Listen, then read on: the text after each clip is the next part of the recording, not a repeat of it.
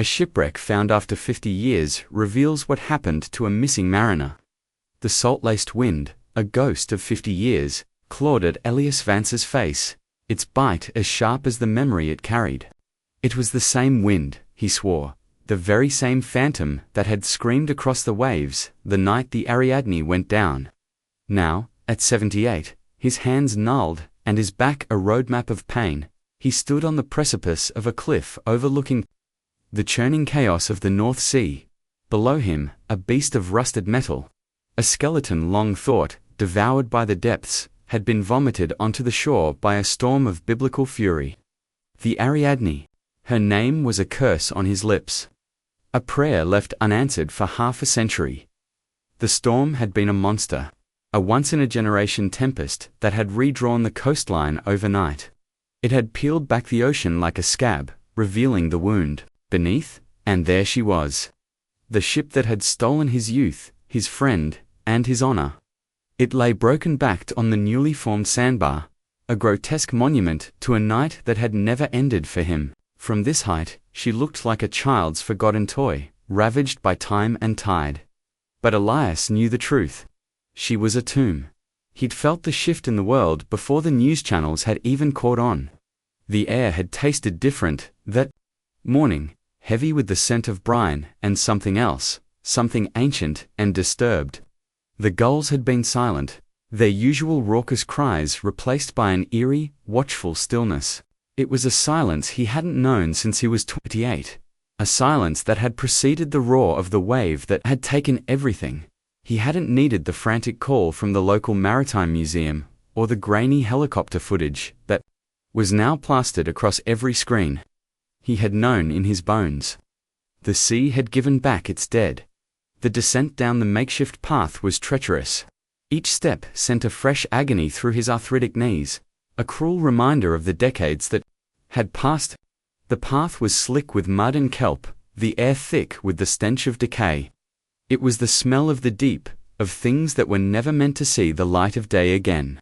He ignored the yellow tape, the stern warnings of the two young coast guards who tried to stop him. Their words were meaningless noise against the roar in his own ears, the phantom scream of his best friend, Liam. "Sir, it's not safe. The structure is unstable." One of them had shouted, his voice barely carrying over the wind. Elias had just looked at him, his eyes the color of a winter sea, and the young man had fallen silent. In that moment, Elias was not an old man. He was the sole survivor of the Ariadne, a man who had walked out of the ocean when 5 others had not. He was a ghost in his own right, and this was his haunting ground. He reached the sandbar, his worn boots sinking into the wet, clinging sand. The scale of the wreck was immense up close. The hull, once a proud deep blue, was now a tapestry of rust and barnacles, a canvas of deep-sea artistry. A gaping wound was torn in her port side, the metal peeled back like flesh from a bone. It was the wound that had killed her. The wound he had tried to tell them about, the wound they had dismissed as the fantasy of a traumatized mind. He ran a hand over the corroded metal, the cold seeping into his bones. "Hello, old girl," he whispered, his voice a gravelly rasp. "You took your time." The air inside the wreck was thick and foul, a cocktail of rust, stagnant water, and something else. Something metallic and cloying that caught in the back of his throat. It was the smell of old blood. He knew it instantly. The light from his heavy-duty flashlight cut through the gloom, the beam dancing across surfaces slick with a half-century of slime. Water dripped from the ceiling, a steady, mournful rhythm. Like a clock ticking in a dead man's home, he moved through the twisted corridors with a familiarity that unnerved him. His body remembered the layout, his muscles holding the memory of every turn, every doorway. This was where the galley had been, now a collapsed mess of rusted metal. This was the engine room, a tomb of silent, gargantuan machinery. He was walking through a memory, a nightmare made real. He was looking for something specific, a place, a secret, his secret, and Liam's. The captain's quarters were at the stern, relatively intact despite the violent lurch of the ship as it had been thrown onto the sandbar. The door was gone, the frame twisted and warped. Elias squeezed through the opening, his heart hammering against his ribs. The room was a chaotic mess. Furniture thrown about, a thick layer of silt covering everything.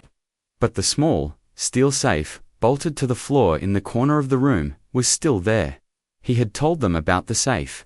He had told the inquiry, the investigators, the insurance men. He had told them that Captain Davies had locked something in there, something important, just moments before the wave hit. They had called him a liar.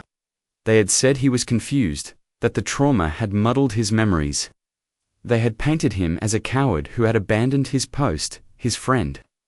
They had broken him. He knelt before the safe, his old knees protesting. He didn't have the combination, but 50 years of rage had given him a strength he didn't know he possessed. He had brought a crowbar. It took him 20 minutes of grunting, sweating, and cursing, his muscles screaming in protest, but finally, with a groan of tortured metal, the door of the safe ripped open. He shone the flashlight inside.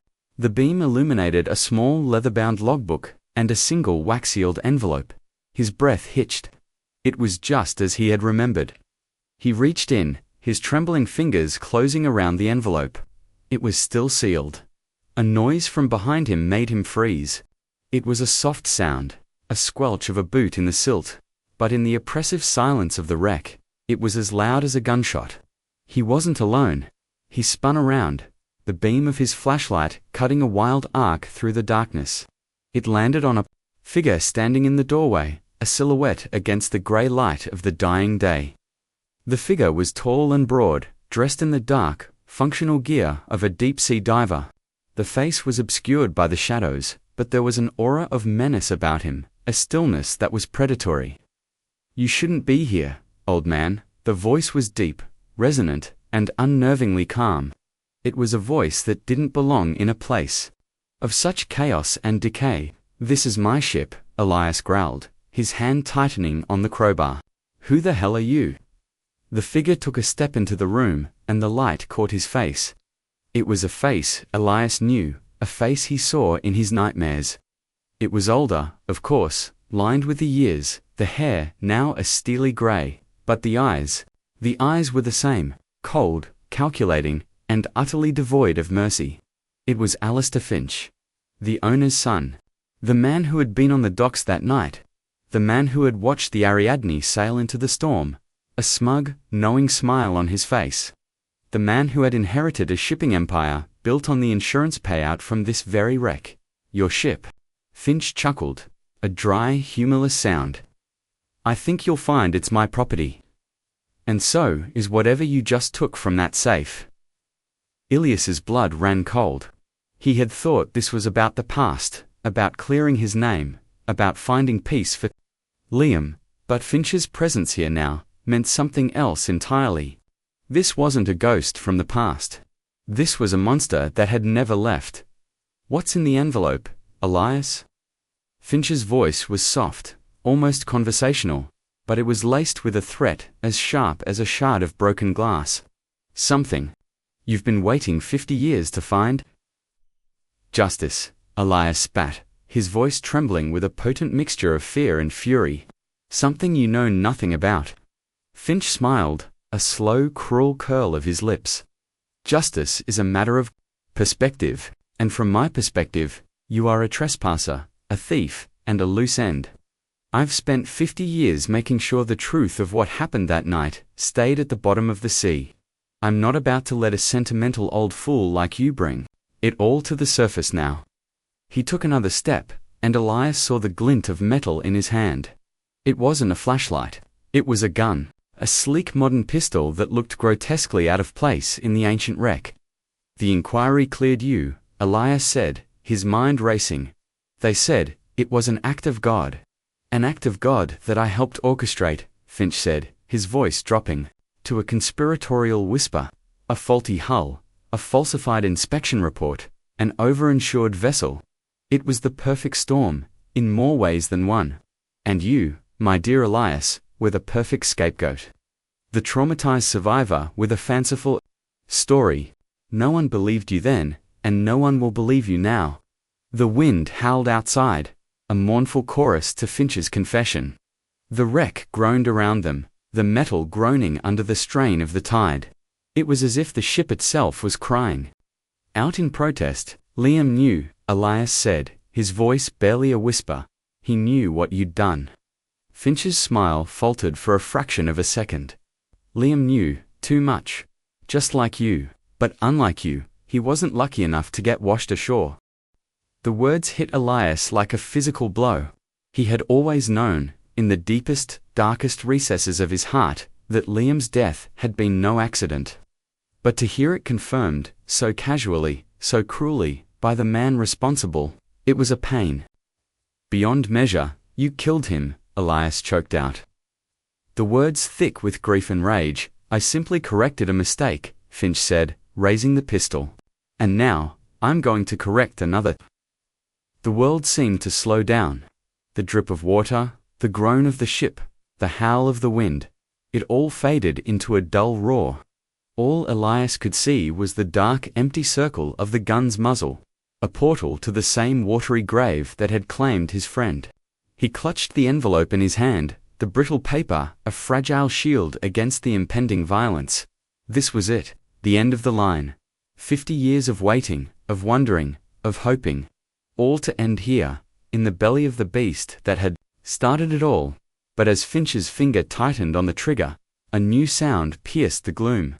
A sound that was sharp, metallic, and impossibly close. It was the sound of a shutter. A camera shutter. Both men froze. They turned towards the source of the sound, a dark corner of the cabin that had been hidden in shadow. A figure was emerging. From the darkness, a young woman with wide, terrified eyes, a professional-grade camera clutched in her hands like a weapon. I think, she said, her voice trembling but clear, you'll want to put the gun down. Unless you want this little reunion to be the lead story on every news channel in the country by morning. The cliffhanger hung in the air, as heavy and cold as the sea itself. The past and the present had collided with the force of a tidal wave, and in the heart of the resurrected wreck, 3 lives were about to be irrevocably shattered. The truth, it seemed, had a way of finding its own survivors. And its own witnesses. The woman was a ghost of a different kind. Young, maybe late 20s. Dressed in practical waterproof gear, her face smudged with dirt and streaked with what looked like tears. But her eyes, despite the fear, held a glint of steel. She held the camera up, the lens aimed directly at Finch, a silent, damning accusation. For a long tense moment, the only sound was the frantic, panicked beat of 3 hearts. Finch was the first to recover. A flicker of disbelief. Then a wave of pure, unadulterated rage washed over his features. His face, once a mask of cold control, twisted into a snarl of primal fury. You, he hissed, his voice a low, dangerous growl. Who the hell are you? My name is Maya, she said, her voice gaining a fraction more strength. Maya, Liam's son. And you murdered my grandfather. The name hit Elias like a rogue wave, knocking the breath from his lungs. Liam's son of Liam. He stared at her. At the familiar set of her jaw, the same fiery spirit he had seen in Liam's eyes a lifetime ago. It couldn't be. Liam had never married, had never had children. Or so he had thought. The revelation was a bomb that detonated in the small, cramped cabin, shattering the last vestiges of Elias's carefully constructed reality. 50 years, he had grieved for a man he thought he knew, a man whose life, it now seemed, had been a secret he had never shared. Finch's reaction was more direct. He laughed, a harsh barking sound that echoed off the rusted walls of the wreck. Liam's granddaughter. Oh, this is rich. It seems the ghosts of the past are having a family reunion. Well, I hate to break up the party, but this is a private affair. He turned the gun from Elias to Maya, his movements fluid and economical. There was no hesitation, no flicker of doubt. He was a man who had made a decision, a man who had crossed a line so long ago that the concept of morality was a distant, forgotten memory. The camera, he said, his voice dropping back into that chillingly calm register. Give it to me now. Maya flinched, but she didn't lower the camera. It's already uploaded, she bluffed, her voice shaking but defiant. "Everything is live streaming to a secure server. If you shoot me, the whole world will see it." It was a good bluff, a brave one. But Finch was a man who had built an empire on calculated risks. He had gambled with men's lives, with the sea itself, and had won. He was not about to be outmaneuvered by a girl with a camera and a sob story. "I'll take that chance," he said, and the world exploded in a flash of light and a deafening roar. The bullet didn't hit Maya, it hit the wall just beside her head. The impact sending a shower of rust and splintered wood into the air. It was a warning shot, a demonstration of power, a promise of what was to come. Maya screamed, a raw, primal sound of pure terror. She stumbled backwards, her bluff shattered, her bravery dissolving in the face of such casual, brutal violence. She tripped over a piece of debris and fell hard, the camera flying from her grasp and clattering to the floor. In that moment of chaos, Elias moved. He wasn't a young man anymore. He was old, and his body was a traitor. But in his veins flowed the righteous fury of a man who had lost everything, a man who had been denied justice for a lifetime. He lunged at Finch, not with the grace of a fighter, but with the desperate, raw strength of a drowning man clawing for the surface. He slammed his shoulder into Finch's side, the impact sending both men stumbling. The gun went off again, the bullet ricocheting off the metal ceiling with a scream of tortured metal. They fell in a tangle of limbs, a bizarre, violent embrace of old enemies. Elias was all bony elbows and surprising strength, fueled by a half-century of suppressed rage. Finch was bigger, heavier, but he was also a man who had grown soft with wealth and time, a man unaccustomed to physical struggle. They wrestled on the grimy floor of the cabin, the envelope and the logbook forgotten. It was a grotesque, primal dance of death, a fight that had been brewing for 50 years. Elias could smell the fear on Finch, a sour, acrid scent that mingled with the stench of the wreck. He could feel the panic in the man's movements, the desperation of a cornered animal. But Finch was still stronger. He managed to get a hand free and slammed his fist into Elias's jaw. The old man's head snapped back, his vision exploding.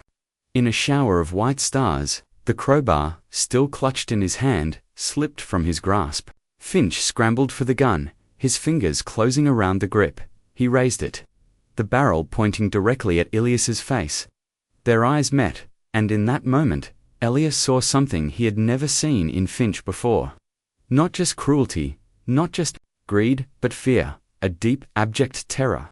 The terror of a man whose carefully constructed world was about to come crashing down. "It's over, old man," Finch gasped, his chest heaving. It was over 50 years ago. But as he was about to pull the trigger, the wreck gave a sudden, violent lurch. The entire structure groaned, the sound of a dying beast. The tide was coming in, and the sandbar was no longer stable. The Ariadne was being reclaimed by the sea. A wave crashed against the hull, the force of it sending a tremor through the entire ship. The floor tilted violently, and both men were thrown against the far wall. The gun skittered across the floor, disappearing into a dark, water-filled corner of the cabin. Finch, his face a mask of panic, scrambled to his feet. He had forgotten about Elias, about the girl, about everything except the primal, instinctual need to survive. "We have to get out of here," he screamed, his voice thin and reedy with terror. "The ship is breaking up." He staggered towards the door, but Elias, his head still ringing from the blow, had other ideas. He wasn't going to let him escape. Not. Again, he grabbed Finch's ankle, his grip surprisingly strong. Finch went down hard, his face slamming into the rusted metal floor. The ship lurched again, more violently this time. A torrent of seawater poured through the gash in the hull, flooding the corridor outside the cabin. The water was icy cold. A shocking, brutal reminder of the power of the sea. "You're not going anywhere," Elias snarled, his voice a low, guttural growl. "You're going to stay here. With the ghosts?" He scrambled to his feet, grabbing the crowbar from the floor. He stood over Finch, his silhouette, a figure of righteous vengeance, against the churning, chaotic backdrop of the sea. He was no longer a victim, he was an avenger. Maya, her face pale with shock, had managed to retrieve her camera. She was on her feet now, her back pressed against the wall, the lens once again trained on the two men. She was no longer just a witness. She was a chronicler, a recorder of the final terrible act of a tragedy that had spanned generations. The water was rising fast, swirling around their ankles, cold and black and hungry. The Ariadne, after 50 years of silence, had finally found her voice, and it was a scream of rage. The final act had begun. The sea had come to claim its own, and this time, it would not be denied. The stage was set, the players were in place, and the curtain was about to fall on a story that had waited half a century to be told. The world was about to learn what happened the night the Ariadne went down, and the price of that knowledge would be paid in blood and salt and the cold, unforgiving justice of the sea. The woman who called herself Maya, Liam's son, was a mystery wrapped in a storm. Elias studied her as they sat huddled in the back of a Coast Guard Land Rover, wrapped in thick, coarse blankets that did little to stop the shivering. It wasn't just the cold that made them tremble. It was the violent, bone-deep shock of what they had endured. Maya's face, in the intermittent glow of the dashboard lights, was a study in contradictions. Her features were delicate, almost elfin, but her jaw was set with a stubbornness Elias recognized with a painful jolt. It was Liam's jaw, the same defiant tilt he'd had when he argued with Captain Davies, the same determined set when he'd refused to back down from a fight. No matter how outmatched he was, she clutched the sodden logbook to her chest, as if it were a living thing, her knuckles white.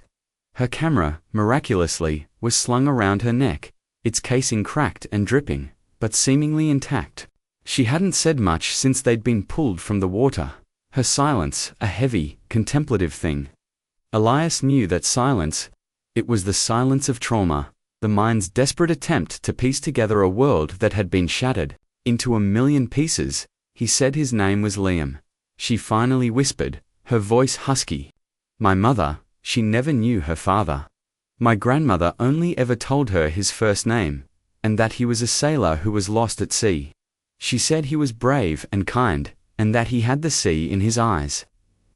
She turned to Elias then, her own eyes, a deep, stormy gray, searching his. She said he wrote her letters, hundreds of them, but they stopped. In the autumn of 1973, the year the Ariadne went down, the pieces of the puzzle were beginning to fall into place, each one a fresh shard of pain in Elias's heart. Liam, his best friend, the man he had shared his dreams and his fears with, had had a whole other life, a whole other love that he had never spoken of, a daughter, a granddaughter. It was a betrayal of a different kind, a secret kept not out of malice, but out of a past that was clearly more complicated than Elias had ever imagined. Why didn't he tell me? Elias asked, the question aimed at the ghosts of the past rather than the girl beside him. We told each other everything. Maybe he was scared, Maya said softly. My grandmother, she was from a different world. Her family was wealthy, powerful. They didn't approve of a poor sailor. They told her he had abandoned her, that he had run off with another woman. They did everything they could to erase him from her life. She paused, her gaze dropping to the logbook in her hands. But she never stopped loving him. And my mother, she never stopped searching for him. The story was a classic tale of star-crossed lovers, a tragedy of class and circumstance. But it was the undercurrent of something darker, something more sinister, that made the hairs on Ilias's arms stand on end. And you? He asked. How did you find me? How did you know to be here tonight? I'm a documentary filmmaker, she explained, a flicker of professional pride cutting through her exhaustion. Or, I'm trying to be. I've been working on a project about unsolved maritime mysteries. The Ariadne was always at the top of my list. Not just because of my grandfather, but because of the story, the official story. It never made sense. A modern ship, an experienced crew. It was too clean, too neat. She had spent 2 years digging, she told him, poring over old archives, interviewing retired sailors, chasing down whispers and rumors. She had uncovered a trail of whispers that all led back to one name, Finch Maritime, a company that had been on the verge of bankruptcy before the Ariadne's lucrative insurance payout had saved them from ruin. A company run by a ruthless patriarch and his even more ruthless son, Alistair. I found a retired inspector from the original inquiry, Maya continued, her voice gaining momentum as she spoke. He was old and scared, but his conscience had been eating at him for 50 years. He told me he'd been pressured to sign off on the report. That evidence had been suppressed. That Alistair Finch had personally overseen the loading of the cargo before she set sail, something a man of his position would never do. The inspector said Finch had paid him a lot of money to forget what he'd seen. And he had. The final piece of the puzzle had been Elias himself. The lone survivor, the man the inquiry had branded a fantasist. Maya had tracked him down to his small, secluded cottage on the coast, had watched him for weeks, trying to work up the courage to approach him. And then the storm had come, and the sea had given up its dead. She had known, with a filmmaker's instinct, that this was the climax of her story. She had grabbed her camera and followed him to the wreck, never imagining that she would be walking into the final terrible scene of a drama that had begun before she was even born. As she spoke, the image of Alistair Finch, his face contorted in a mask of rage and fear, flashed in Ilias's mind. He was no longer just the spoiled son of a wealthy shipowner. He was a murderer. A man who had orchestrated the deaths of 5 men for profit, and who had just tried to kill 2 more to protect his secrets. He was the antagonist of their story. The villain who had haunted Ilias's life for 5 decades, and Ilias, who was he in this story? The victim, the scapegoat, the survivor. He had been all of those things, but now, as he looked at the fierce, determined young woman beside him, he knew he had to be something more. He had to be the witness. The one man left alive who knew the truth of what had happened in the heart of the storm. He knew, Elias said, his voice a low, certain growl. Captain Davies. He knew the ship was a death trap. He confronted Finch on the docks, just before we cast off. I saw them arguing. Davies was furious. He said the cargo was too heavy, that the ship was listing. Finch just laughed in his face. He told him to sail, or he'd find a captain who would. The memory was as clear as if it had happened yesterday. The rain, the wind, the angry, contorted face of Captain Davies, a good man, an honest man, being bullied into submission by a rich boy with a cruel streak. Davies came back aboard looking like a ghost. Elias continued, the words pouring out of him now. A torrent of memory that had been dammed up for 50 years. He told Liam and me that Finch was a devil, that he was sending us to our deaths. He said he had proof. Something he had recorded. He locked it in his safe, for when we got back to port. He said he was going to expose Finch, no matter the cost. But they had never made it back to port. The cost had been his life, and the lives of his crew, all except one. A recording, Maya breathed, her eyes wide with a mixture of horror and excitement. It's in the envelope, it has to be. Elias looked down at his own hands. He had forgotten about the envelope, forgotten about everything in the chaos of the fight and the escape. He had dropped it. It was gone, lost to the sea, just like Finch, just like the Ariadne. The proof was gone. The despair was a physical blow, a punch to the gut that left him breathless. It was all for nothing. He had waited 50 years, had come so close, only to have the truth ripped from his grasp at the final moment. But Maya was shaking her head. A slow, determined movement. No, she said, her voice firm. It's not over. We have the logbook, we have my footage, and we have you.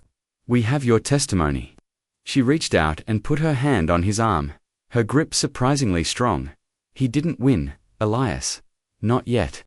He looked at her, at this ghost of his past, this unexpected legacy of his lost friend. He saw the same fire, the same refusal to surrender, that had defined Liam. And for the first time in 50 years, a flicker of hope, fragile but persistent, ignited in his chest. Maybe she was right. Maybe it wasn't over. Maybe the story of the Ariadne wasn't a tragedy after all. Maybe it was a story of justice, delayed but not denied. And maybe, just maybe, the final chapter had yet to be written. The key players had been introduced to the stage. The victim, Liam, a man more complex and secretive than Elias had ever known.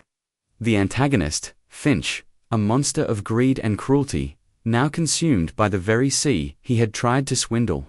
And the hidden witness, Elias himself, no longer a broken old man, but a man with a purpose, a story to tell. And at the center of it all was Maya, the catalyst, the chronicler, the inheritor of a legacy of pain and courage. The battle for the truth had just begun. The aftermath of the Rex brief. Resurrection was a maelstrom of controlled chaos. The Coast Guard had established a wide perimeter. The flashing blue and red lights cutting sterile rhythmic swathes through the pre-dawn gloom. Media vans, like vultures, sensing a kill, were already gathering at the edge of the cordon, their long-lensed cameras aimed at the roiling sea, hungry for a narrative. Elias and Maya were taken to a small, temporary command post set up in a community hall a few miles down the coast. They were given dry clothes, hot, sweet tea, and subjected to a gentle but firm interrogation by a detective inspector named Isabel Ross. Ross was a woman in her late 40s, with a sharp, intelligent face, and eyes that seemed to see everything. She listened to their story with a practiced, professional stillness, her expression unreadable.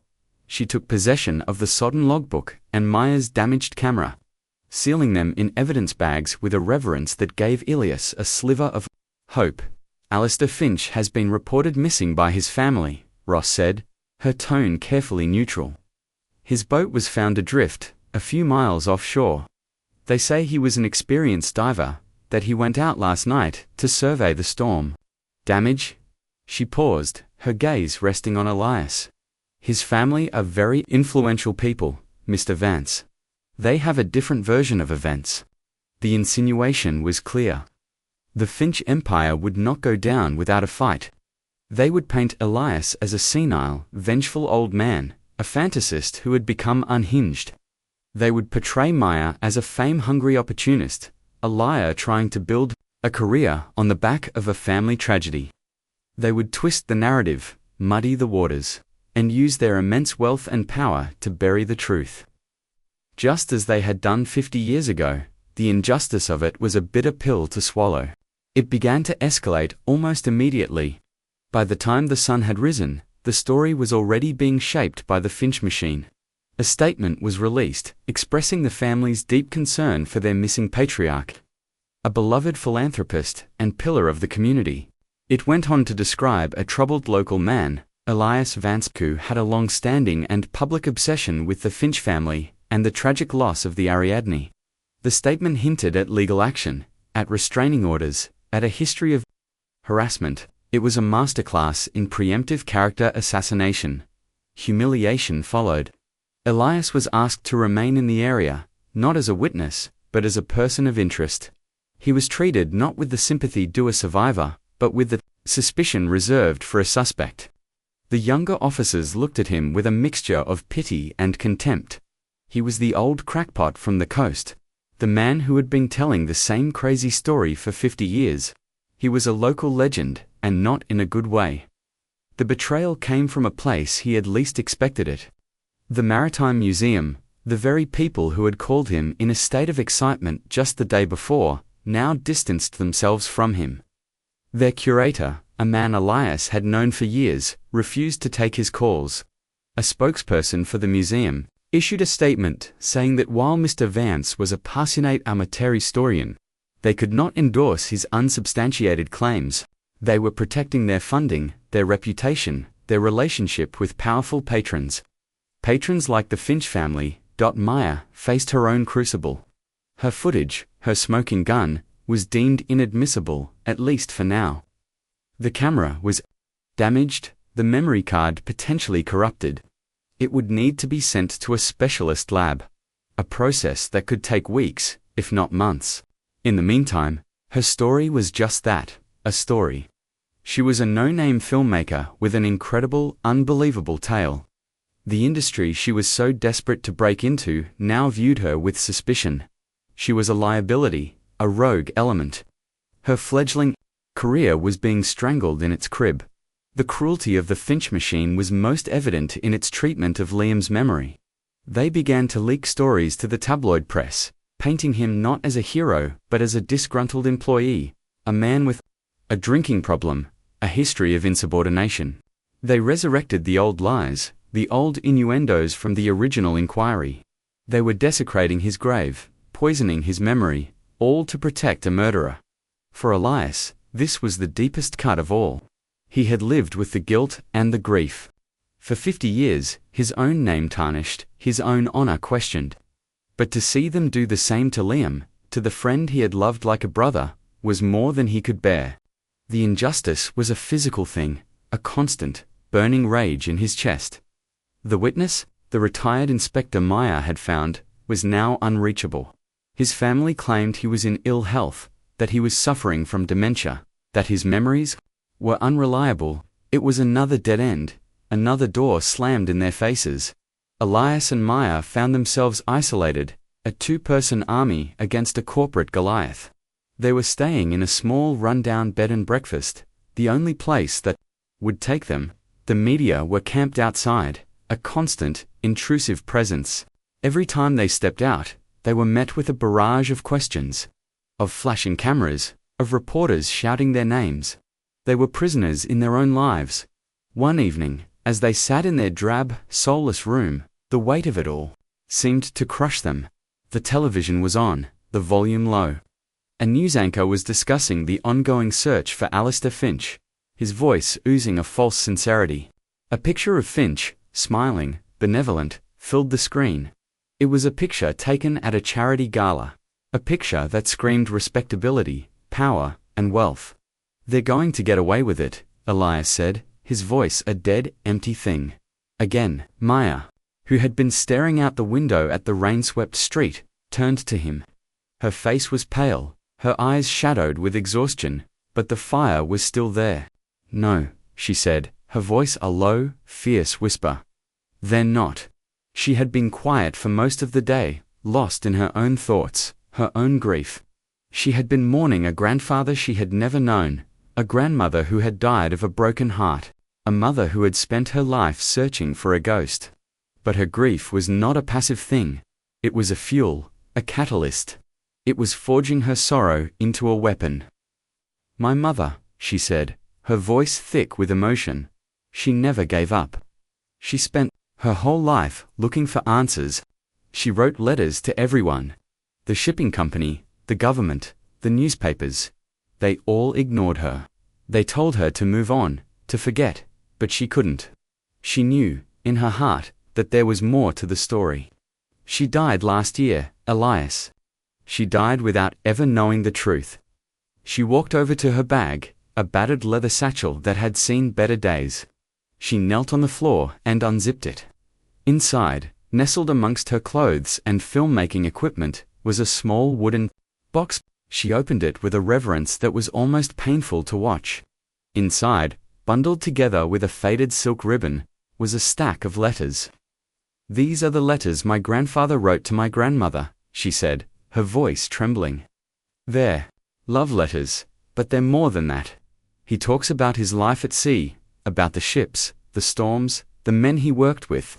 He talks about Captain Davies. And he talks about his best friend, a man named Elias." Elias's breath caught in his throat.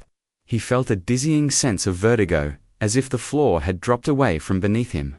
Maya pulled one of the letters from the bundle. The paper was old and brittle, the ink faded, but still legible. "Listen to this," she said, her voice barely a whisper. October 12, 1973. "Dearest Anna, we're taking on a new cargo today. The owner's son, a nasty piece of work named Finch, is here himself, throwing his weight around. The captain is worried. He says the ship feels wrong, that she's sitting too low in the water. I have a bad feeling about this trip, my love, a real bad feeling. Elias thinks I'm being superstitious, but he sees it too. He's a good man, Elias, the best. If anything should happen, tell him he was a brother to me." The words hung in the air, a message from the grave, a ghost's final farewell. Elias felt a tear trace a path through the grime on his cheek. He hadn't just been a witness, he had been a brother. And he had failed to protect his brother. "There's more," Maya said, her voice hardening. She pulled out another letter, this one dated just 2 days later, the last one he had ever written. "Finch forced us to sail. The man is a devil. He's overloaded us. I know he has. Captain Davies has proof. He recorded Finch admitting it. He says we'll be the richest men in England when we get back to port, that the insurance on this rust bucket is a king's ransom. But I don't think we're going to make it back to port. I think he's sinking us. I love you, Anna. I will always love you." It was all there. In black and white, the motive, the conspiracy, the confession. It wasn't the recording from the safe, but it was the next best thing. It was Liam's own testimony, his own accusation, reaching out from across the decades. But as Elias looked at the letter, a cold, hard knot of dread formed in his stomach. It was his word, the word of a dead man, against the empire of a living one. The courts would dismiss it. The media would spin it. The world would forget. It wasn't enough. They needed more. They needed a bombshell. The conflict had escalated beyond the confines of the sea and the wreck. It was a war of attrition, a battle of narratives, and they were losing. The antagonist, even in his absence, was growing bolder, his legacy protected. By a fortress of money and influence, the victim, Liam, was being crucified in the court of public opinion. And the witness, Elias, was being slowly, inexorably crushed by the weight of a system that was designed to protect the powerful, not the just. The tension was a coiled spring, wound tighter and tighter with each new lie, each fresh betrayal. And somewhere, in the dark, churning waters of the past, a final, terrible secret was waiting to be revealed. A secret that would change everything. The days that followed bled into a grey, hopeless miasma. The media frenzy, once a roaring bonfire, had died down to smouldering embers, their attention drawn to newer, fresher tragedies. The story of the Ariadne was becoming old news, a historical curiosity. The Finch machine had won the first battle, the battle of public opinion. They had successfully painted Elias as a tragic but unstable figure, and Maya as a misguided, grief-stricken girl chasing shadows. The narrative was set in stone. Alistair Finch, a respected businessman and philanthropist, had been tragically lost at sea, a victim of the same cruel ocean that had claimed the Ariadne 50 years prior. The irony was a bitter, metallic taste. In Elias's mouth, they were trapped in a legal and logistical purgatory. D. Ross, though sympathetic, was bound by procedure. The investigation into Finch's disappearance was ongoing, but it was being treated as an accident. The evidence from Maya's camera was still being processed, a bureaucratic black hole from which nothing seemed to emerge. Liam's letters, while emotionally powerful, were deemed hearsay by the Crown Prosecution Service. They were the words of a dead man, inadmissible without corroborating evidence. The system was a wall, smooth and featureless, with no handholds for justice to grip. The cruelty of their situation was a constant, grinding pressure. Finch's family, led by his cold, imperious widow, Eleanor, had launched a civil suit against Elias and Maya, accusing them of defamation and harassment. They were seeking damages that would bankrupt them 100 times over. It was a classic SLAPP suit, a strategic lawsuit against public participation, designed to silence them, to bleed them dry, to make an example of them. They had no money for a proper legal defense. They were being represented by a young, overworked, legal aid solicitor who, while well-intentioned, was hopelessly out of his depth. Elias felt the despair creeping into his bones, a cold, familiar ache. It was the same hopelessness he had felt in the weeks and months after the sinking, when no one would believe him, when the world had turned its back on him. He had retreated then, into a shell of solitude and silence. He could feel himself doing it again, the walls closing in, the light fading. But Maya would not let him surrender. Her grief had been tempered into a blade of pure, unyielding resolve. She spent her days and nights on her laptop, her face illuminated by the screen's cold glow. She was digging, cross-referencing, chasing down every loose thread, every forgotten name from the Ariadne's past. She was a woman possessed, driven by a daughter's promise and a granddaughter's rage. "There has to be something," she would mutter, her eyes scanning endless pages of shipping manifests, crew lists, and corporate filings. Something they missed. Something they thought was buried so deep it would never be found. The plot twist, when it came, didn't surface with a dramatic flourish. It arrived quietly, buried in the digital dust of a long-forgotten archive. It was a clue hidden in plain sight, a secret masquerading as a mundane piece of bureaucracy. Maya had been scouring the archives of a local newspaper from 1973, looking for anything related to Finch Maritime or the Ariadne's last voyage. Most of it was banal business reporting, dry and unilluminating. But then she found it. A small, seemingly insignificant article about a dockworkers' strike that had taken place a week before the Ariadne had sailed. The strike had been about safety conditions, with the union complaining about faulty equipment and pressure from management to cut corners. The article itself was a dead end. But at the bottom, in a list of union representatives who had spoken to the press, was a name that, until that moment, had meant nothing to them. A name that was not on the crew list of the Ariadne.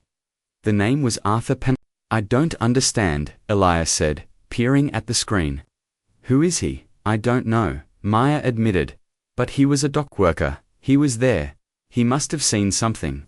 The name was their first real lead in weeks. A flicker of light in the oppressive darkness. But it was a 50-year-old lead. Arthur Penelgon could be anywhere. He could be dead. For the next 48 hours, Maya worked with a feverish intensity. She used online databases, ancestry websites, social media, every digital tool at her disposal. She was a bloodhound on a scent, and she would not be deterred. She found a birth certificate, a marriage license, a string of old addresses, and then she found him. Arthur Penelgon was alive. He was 82 years old and living in a nursing home in a run-down seaside town 100 miles up the coast. The next morning, they drove. The mood in the car was a mixture of desperate hope and profound anxiety. This was it, their last chance. If Penelgon knew nothing, or refused to talk, their fight was over. The nursing home was a grim, institutional building that smelled of disinfectant and despair. They found Arthur Penelgon in a small, cluttered room, sitting in a wheelchair, by the window, staring out at the grey, unforgiving sea. He was a frail, bird-like man, his skin as thin and translucent as parchment. His eyes, however, were sharp and alert, and when he saw them, a flicker of something recognition, regret passed across his face. He was reluctant to talk at first. The past was a locked room, and he had long ago thrown away the key. But Maya, with a gentle, patient persistence, began to chip away at the walls he had built around himself. She told him about her grandfather, about Elias, about the wreck. She showed him Liam's letters. And slowly, painfully, the old man began to talk. "I remember that ship," he said, his voice a reedy whisper. "The Ariadne. We called her the ghost ship. She was cursed." He had been a foreman on the docks, he told them.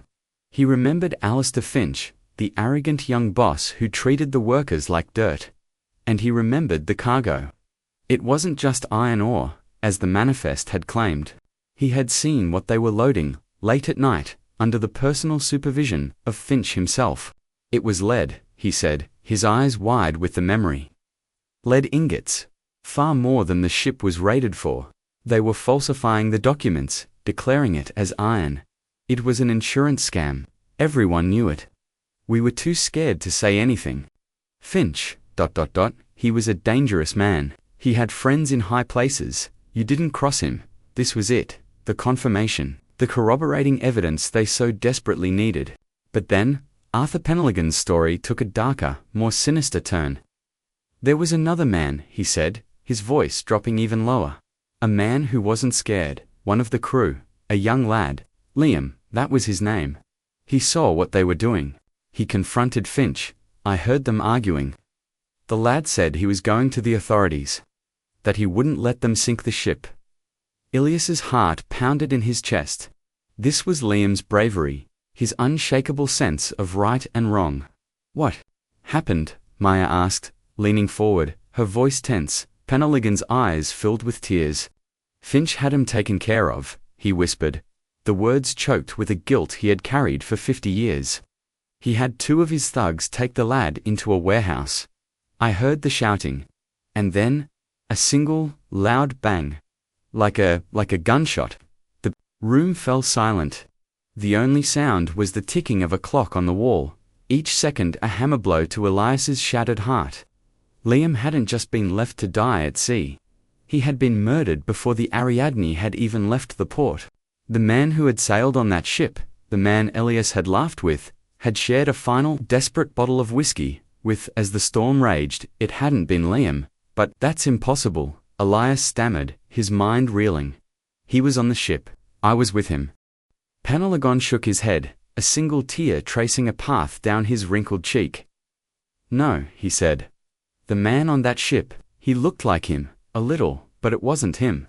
Finch found a replacement, a drifter, a man with no family, no one to miss. He paid him to take Liam's place, to keep his mouth shut. Finch needed a full crew for the insurance to be valid. He couldn't afford a missing man. The full monstrous conspiracy was laid bare. It wasn't just a story of corporate greed and negligence. It was a story of cold-blooded murder and a chillingly calculated deception. Alistair Finch hadn't just sunk a ship. He had murdered a man who had threatened to expose him, and had replaced him with a doppelganger, a ghost who had been sent to die in his place. And then, Arthur Peneligon delivered the final devastating blow. The bombshell that would blow the case wide open, and turn a personal tragedy into a national scandal. I couldn't go to the police, he said, his voice trembling with shame. I was a coward. I had a family to think of, but I couldn't live with it. I couldn't let them get away with it completely. So I did something. I made a copy. He reached a trembling hand into the drawer of his bedside table and pulled out a small, unassuming object. It was an old-fashioned cassette tape. Captain Davies wasn't the only one with a recorder that day, he said, his voice barely audible. I was in the warehouse office, overlooking the loading bay. I heard Finch and the lad arguing. I saw the whole thing, and I recorded it. He pressed the tape into Maya's hand. Her fingers closed around it, the small plastic object feeling as heavy as a gravestone. It was the confession, the hidden clue, the voice from the past that would finally, after 50 years of silence, speak the truth. The stakes had shifted. This was no longer just about clearing Liam's name, or finding peace for Elias. This was about exposing a murderer, a conspiracy that reached to the highest echelons of power. The tension, already wound to a breaking point, was now cranked to the absolute maximum. They had the weapon they needed. And now, they were going to war. The drive back from the nursing home was a study in tense, electrified silence. The cassette tape sat on the dashboard between them, a small black rectangle of dormant power. It was a time capsule, a Pandora's box, and a death warrant, all in one. The air in the car crackled with a strange mixture of triumph and terror. They had the truth, the whole, ugly, explosive truth. But possessing the truth and deploying it were two very different things. The Finch Empire was a wounded beast, and a wounded beast is at its most dangerous. They didn't go back to the bed and breakfast. They knew it wouldn't be safe. Finch's people, his lawyers, his private investigators, would be watching. Were no longer just a nuisance. They were a mortal threat. So they drove to a small anonymous motel on the outskirts of a town they had never been to before. They paid in cash and registered under a false name. Paranoia was now a necessary survival. Tooled in the drab, sterile motel room, they listened to the tape. They had to buy a cheap, second-hand cassette player from a pawn shop, a relic from a bygone era. When Maya pressed play, the hiss of the old tape filled the room, a sound from another world. And then, the voices. The quality was poor, distorted, by time and the limitations of the old technology. But it was clear enough, the angry, defiant voice of a young man, a voice Elias recognized with a fresh wave of grief. It was Liam, and the other voice, cold, arrogant, dismissive. It was Alistair Finch. Liam, I won't let you do it, Finch. It's a suicide mission. You've overloaded her, and you know it. Finch, you're a dock worker, not a naval architect. Do your job, and keep your mouth shut. Liam, it's not just about the weight, it's the cargo. It's not what you've declared. This is insurance fraud. It's a criminal conspiracy. Finch, you're a brave boy. A stupid one, but brave. You have no idea who you're dealing with. Liam, I'm going to the authorities. I'm going to the press. Everyone is going to know what you are. There was a scuffle, a muffled shout, and then, a sound that made Ilias's blood run cold. A single, sharp, deafening bang. It was followed by a moment of silence, a silence that was more terrifying than any scream. And then, Finch's voice, calm, controlled, utterly chilling. Finch, clean this up, find me another one, someone who looks like him, and make sure the Ariadne sails on schedule. The tape ended. The hiss returned, a lonely, desolate sound. Maya stopped the player. The silence that filled the room was heavy, suffocating. They had just listened to a man being murdered. They had just listened to the confession of the man who had ordered it. This was it. The cinematic payoff. The courtroom bombshell. But they knew they couldn't just hand it over to the police. The system was too slow, too compromised. The Finch lawyers would tie it up in legal challenges for years. They would question the tape's authenticity, its provenance. They would destroy Arthur Peneligan's credibility on the stand. They needed to do something bolder, something more dramatic. They needed to detonate this bomb in the court of public opinion, to create a firestorm that no one, not even the Finches, could control. The plan was audacious, reckless, and brilliant. It was Maya's brainchild. Born of a filmmaker's instinct for drama and a granddaughter's thirst for justice. Finch's memorial service was scheduled for the following day. It was to be a grand public affair, held in the city's ancient cathedral. The guest list was a who's who of the country's elite, politicians, business leaders, celebrities. It was to be a celebration of a great man's life, a final, carefully orchestrated piece of propaganda. It was also going to be broadcast live on a national news channel. It was the perfect stage. Getting in was the first hurdle. The event was invitation only, the security tighter than a royal wedding. But Maya, with her encyclopedic knowledge of the media world, found a way. She called in a favor from a freelance cameraman she knew, a man who owed her from a previous project. He was working for the network that was covering the service. He agreed to get them in to list them as his assistants. It was a huge risk for him, a career-ending move if they were caught, but Maya's story, her passion, her desperation, had convinced him. The next 24 hours were a blur of adrenaline-fueled preparation. Maya digitized the audio from the cassette tape, cleaning it up as best she could.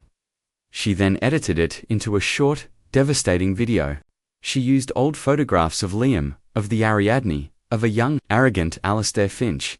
She overlaid the audio, subtitling the dialogue for maximum clarity and impact. The finished product was a 2-minute clip of pure, unadulterated dynamite.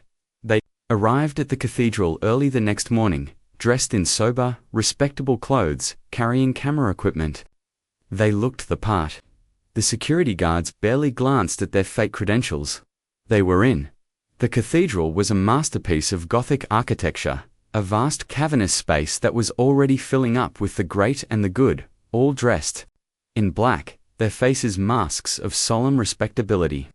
The air was thick with the scent of lilies and hypocrisy.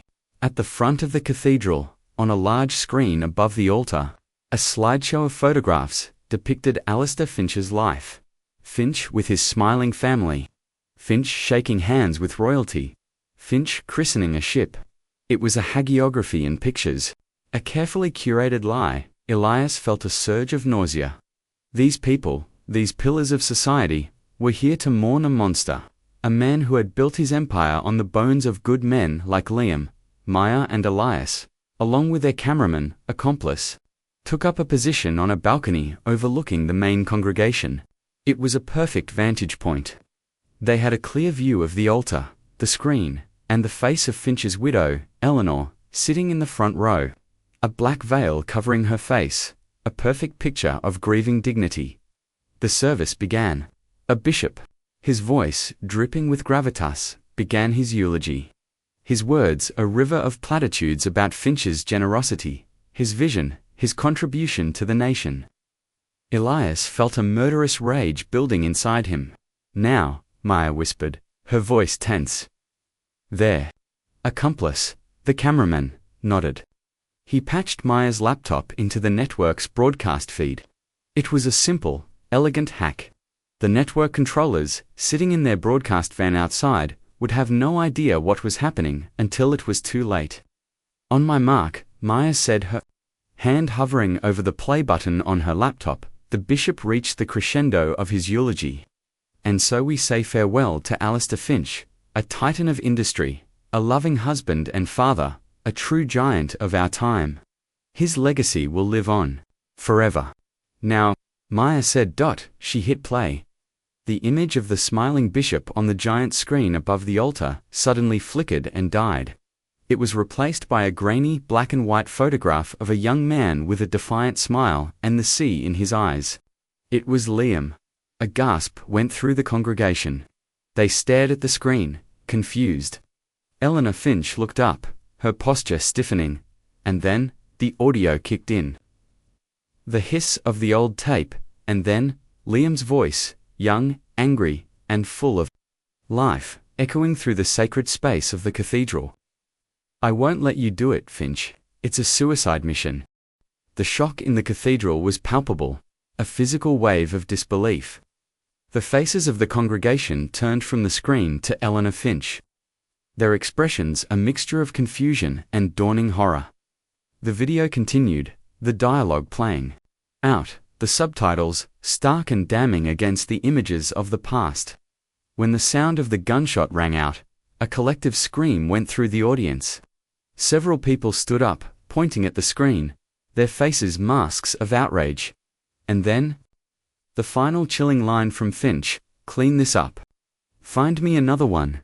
Someone who looks like him, and make sure the Ariadne sails on schedule. The video ended. It was replaced by a simple, stark white text on a black screen. Alistair Finch. Murderer. The truth will out. For a moment, there was a stunned, absolute silence. And then, chaos erupted. People were shouting, screaming, pointing. The media, who had been there to record a solemn memorial, now had the scoop of a lifetime.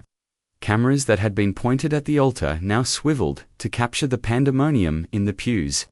The horrified faces of the elite, the crumbling facade of the Finch empire, but Elias was only looking at one person. Eleanor Finch. She had risen to her feet, her veil torn away, her face not a mask of grief, but of pure reptilian fury. Her eyes, cold and hard as diamonds, scanned the cathedral, searching for the source of her humiliation. Her gaze landed on the balcony, and her eyes met Elias's. In that moment, he saw no remorse, no shock, no shame. He saw only hatred, and he saw recognition. She knew. She had always known. The public justice had been delivered. It was explosive, shocking, and deeply cathartically satisfying. The bomb had gone off, and the fallout was immediate and spectacular.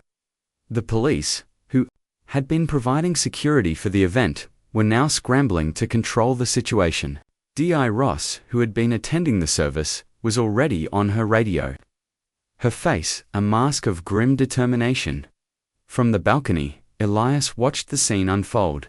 He saw the carefully constructed world of the powerful shatter into a million pieces.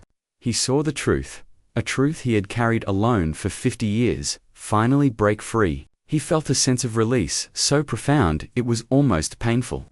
He looked at Maya, who was watching the chaos with tears streaming down her face. They were not tears of sorrow. They were tears of triumph.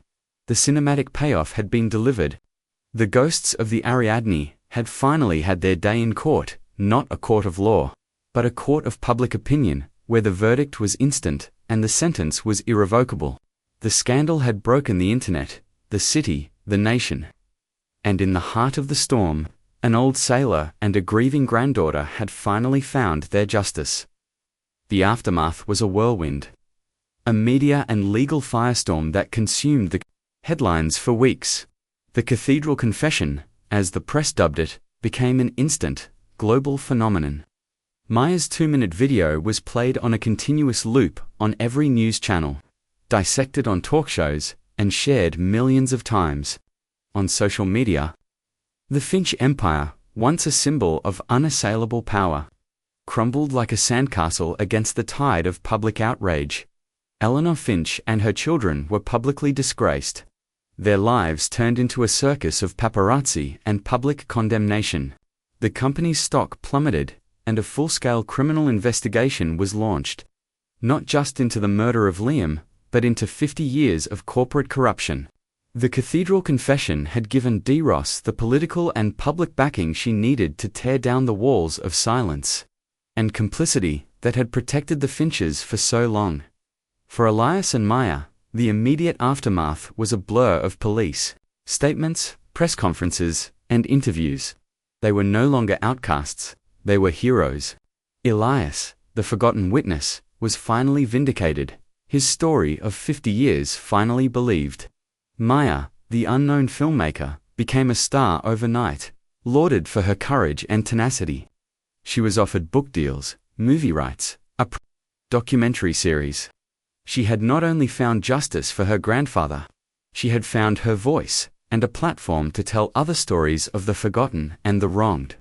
But amidst the whirlwind of public vindication, the emotional aftermath was a quieter, more complex affair. The rage that had fueled Elias for half a century had been extinguished, and in its place was a vast, hollow emptiness. Justice, he discovered, was not a bomb that healed all wounds. It was a reckoning that left its own scars. A few weeks after the memorial service, a body washed up on a remote beach 100 miles north of the wreck site. It was identified by dental records as Alistair Finch. The sea, in its own time, had delivered its own form of justice, returning the monster to the shore, just as it had returned his ship. There was no grand funeral this time, no cathedral filled with hypocrites. He was quietly cremated, his ashes scattered in an undisclosed location. His name now a synonym for greed and murder. The remains of the man who had died on the Ariadne, the drifter who had taken Liam's place, were never found. He remained a ghost, a nameless, faceless victim of Finch's monstrous deception. He was a haunting reminder of the collateral damage of a rich man's war. The real emotional climax for Elias came a month later. On a quiet, windswept afternoon, Maya had arranged for a new headstone to be placed in the small coastal cemetery where Liam's mother and grandmother were buried. It wasn't a grave, but a memorial, a place for his name to finally rest in peace. The stone was simple, made of local granite. It read, Liam O'Connell, 195-11973A. Sailor, a son, a grandfather, loved, mourned, and finally heard. Lost to the sea, returned to the stars. Elias stood before the stone, his old hands resting on the cool, smooth granite. He had spent 50 years talking to a ghost, a memory of a friend he thought he knew. Now, he was finally meeting the real Liam, the man who had loved a woman he wasn't supposed to, who had fathered a child he never got to meet, who had died. A hero's death, not on the sea, but on the cold, hard floor of a warehouse. He would have been proud of you, Elias said, his voice thick with an emotion he couldn't name. He was speaking to Maya, but he was also speaking to Liam, to the ghosts of the past. You have his fire, his courage. Maya stood beside him, her hand resting gently on his arm. She had turned down the lucrative media offers. For now, she was focused on something more important, creating a foundation in her grandfather's name. A foundation that would provide legal aid to whistleblowers and victims of corporate crime. She was turning her family's tragedy into a legacy of hope and change. We did it, Elias, she said softly. We brought him home. They stood there for a long time, two survivors bound by a shared history of loss and triumph. The wind whipped around them, carrying the scent of salt and rain. It was the same wind that had howled on the night of the storm, the same wind that had clawed at Ilias's face as he stood on the cliff overlooking the resurrected wreck. But it felt different now. It was no longer a ghost of the past. It was a whisper of peace. As the sun began to set, casting a golden glow over the cemetery, Elias felt a sense of closure, a bittersweet healing that he had never thought possible. The haunting was over. The rage was gone. All that was left was the memory of a friend, a brother, finally at rest. He knew he would never forget the Ariadne, or the terrible cost of the truth. The story would always be a part of him, a ghost ship sailing in the sea of his memory. But it was no longer a nightmare. It was a memorial, a tragic reminder of the darkness that men are capable of, but also of the enduring power of truth, and the quiet courage of those who refuse to let it be silenced. He looked out at the ocean, the waves crashing against the shore in a steady, eternal rhythm. The sea gives, and the sea takes away. It had taken his friend, his youth, his peace, but it had also given him a purpose, a final, unexpected chapter to his life, and it had given him Maya, a link to the past, and a promise for the future. The emotional echo of the Ariadne's story would linger, a haunting melody on the coastal wind. It was a story of a shipwreck, of a missing mariner, of a 50 secret, but in the end, it was a story of a promise kept, of a voice finally heard, and of a love that was stronger than the sea itself. The tide had turned, and the ghosts, at long last, were at peace.